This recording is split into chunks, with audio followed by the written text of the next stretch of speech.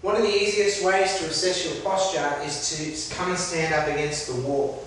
Okay, what we do is we stand up against the wall, we get our heels flat against the back of the wall here, and our shoulders against the wall, and ideally we want to have our head back against the wall as well. Some people, to get their head back against the wall, may need to throw their head forward, right back like this. If that's the case, let's just forget about the head for the moment.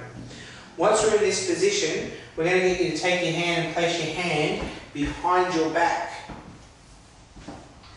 Okay, now ideally you should only be able to get your knuckles, up to your knuckles behind your back. If you can get your whole arm behind your back, like Mark has here, then that's suggesting we have too much of a curve in our lumbar spine area and our lower back. If you can't get your hands in at all, it's suggesting we don't have enough of a curve. So let's work with what we've got here with Mark.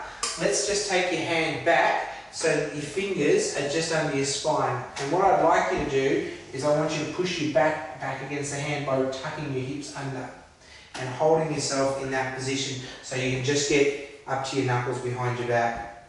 Now if you have a massive curve there and you can't do that, just start by going as far as you can and then building up to being able to get it so your knuckles are in the right place.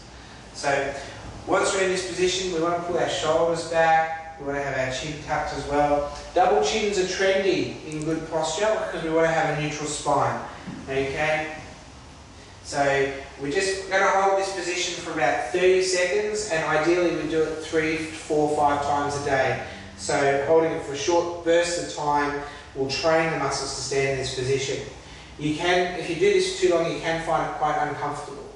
Okay, so let's just relax there for me, Mark, and take a breather.